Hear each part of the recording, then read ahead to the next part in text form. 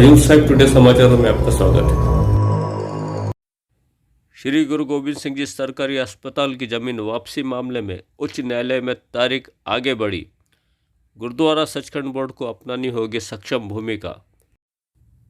Hazur Sahib today समाचारों में आज का विश्लेषण यह है कि नांदेड़ शहर स्थित श्री गुरु गोविंद सिंह जी स्मारक सरकारी अस्पताल की 5 एकड़ भूमि पुनः गुरुद्वारा सचखंड बोर्ड को वापस करने की मांग वाली एक याचिका पर आज नतीजा नहीं निकल पाया है।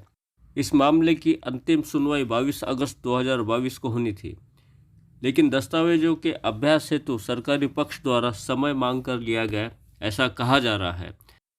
संभावना की जा रही कि मंगलवार 23 अगस्त 2022 को न्यायालय द्वारा सुनवाई के लिए नई तारीख दी जा सकती है।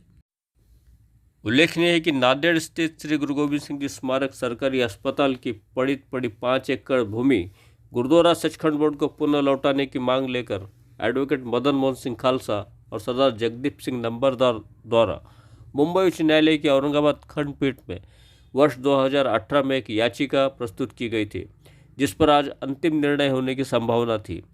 याचिकाकर्ताओं का कहना है कि गुरुद्वारा सचखंड बोर्ड ने सरकारी अस्पताल संचालन के उद्देश्य से 5 एकड़ की भूमि महाराष्ट्र सरकार को दान स्वरूप दी थी।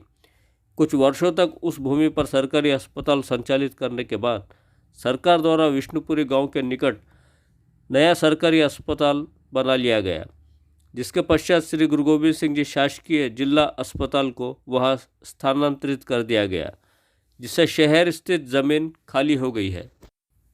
अस्पताल स्थानांतरित होने के कारण जमीन गुरुद्वारा सचखंड बोर्ड को पुनः वापस कर दी जानी चाहिए, क्योंकि सरकारी अस्पताल संचालन का विषय और उद्देश्य समाप्त हो गए हैं। अस्पताल के स्थानांतरण हो जाने के बाद अब कई अन्य विभाग उस जमीन को लेकर समीकरण बनाने में जुट गए हैं। शहर के बीचों बीच स्थित यह करोड़ों की ज़मीन निजी ठेकेदारों के हवाले करने की मंशा भी दिखाई पड़ रही है। दूसरी ओर बीओटी पर विकास की आड़ में ये ज़मीन भी नेताओं के करीबी ठेकेदारों की झोली में पहुंचने की संभावना से इनकार नहीं किया जा सकता है।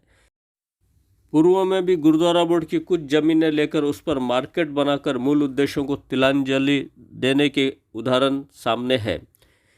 वही वाक्य फिर से दोहराए जाने की संभावना यहाँ दिखाई पड़ रही है।